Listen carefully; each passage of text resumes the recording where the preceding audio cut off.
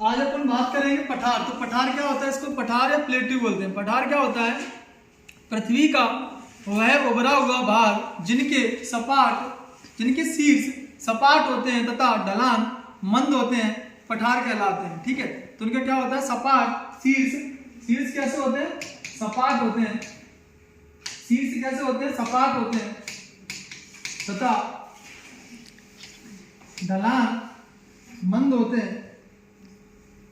ढलान मंद होते हैं, पठार कहलाते हैं। मंद होते हैं, क्या कहलाते हैं, पठार कहलाते हैं। तो पठार कितने प्रकार के होते हैं, तो उनको अपन चर्चा करते हैं।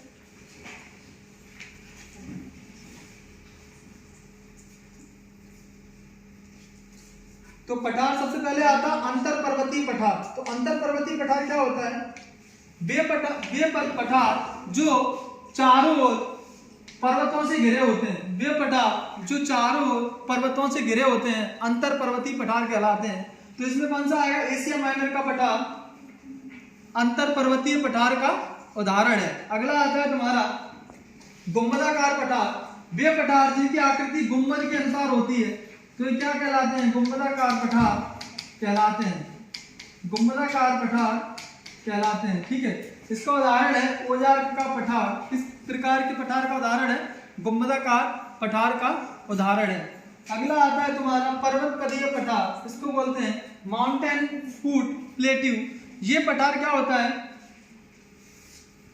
जो पर्वत होता है, पर्वत उनके नीचे यहाँ उनके निचले भाग में यानी पैरों के पास ये पठार का निर्माण हो जाता है। इसको अपन क्या बोलते हैं, पर्वत पदीय पठार। ये पर्वत है, उसके नीचे पठार का निर्माण हो रहा है, इनको अपन क्या बोलते हैं, पर्वत पदीय पठार इन्हें बोलते हैं। ठीक है, इसका उदाहरण है पेंटागोनिया का पठार। ये काफी बार महत्वपूर्ण है। पेंटागोनिया का पठार कहां पर है, इसका आंसर देना आप लोग कमेंट बॉक्स में। ठीक है, अगला आता है ज्वालामुखी पठार। तो ज्वालामुखी पठार क्या होता है, ये बनते कैसे हैं, तो ज्वालामुखी द्वारा निर्मित लावा के उपरांत, लावा दो प्रकार का होता है, एक होता है गाढ़ा, एक होता है पतला लावा या क्षारीय लावा इसको बोलते हैं। इसके अनुसार क्या होता है, जब ज्वालामुखी का उद्गार होता है, तो क्या होता है, इससे लावा निकलता है। लावा निकलता है तो लावा परत दर परत जमता जाता है। इस बार हुआ, फिर दूसरी बार फिर जम गया, तीसरी बार फिर जम गया, चौथी बार फिर जम गया। तो इस प्रकार से क्या होता है, एक पठार की आकृति बन जाती है। इसको अपन क्या बोलते हैं, ज्वालामुखी पठार। तो ज्वालामुखी पठार का उदाहरण कौन सा है, भारत में दक्कन का पठार ज्वालामुखी पठार का उदाहरण है। ठीक है, इसको अपन ज्वालामुखी पठार या ट्रैप भी बोलते हैं, क्योंकि ये ट्रैप जैसी आकृतियां बन रही हैं, परत दर परत ये लावा जमता जा रहा है, इसलिए इसको अपन दक्कन ट्रैप भी बोल देते हैं। ठीक है, दक्कन का पठार या दक्कन ट्रैप भी इसको अपन बोल देते हैं। अगला आता है तुम्हारा मालदीवी पठार। तो मालदीवी पठार में पठार होते हैं जो महाद्वीपों के मध्य में पाए जाते हैं।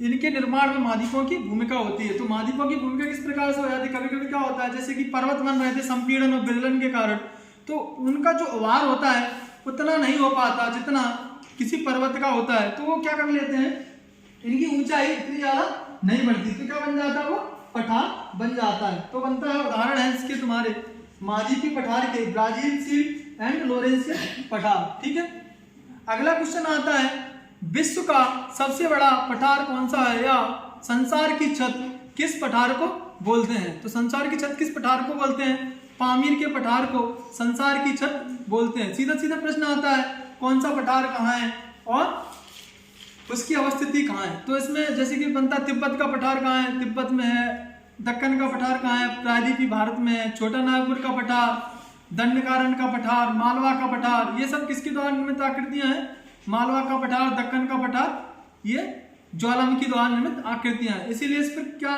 कौन सी मृदा पाई जाती है, दक्कन के पठार में मुख्यतः काली मृदा पाई जाती है। ठीक है, तो सीधा सीधा प्रश्न ऐसे ही आता है कौन सा पठार कहाँ है और इसकी अवस्थिति कहाँ है। यदि पेंटागोनिया कहाँ है, ये तो तुम्हें कमेंट बॉक्स में बताना ही है। और भी है मेसेटा का पठार, ठीक है, अनाटोलिया का पठार, ये टर्की में है। ठीक है, तो उम्मीद करते हैं पठार से संबंधित जानकारी पसंद आई होगी।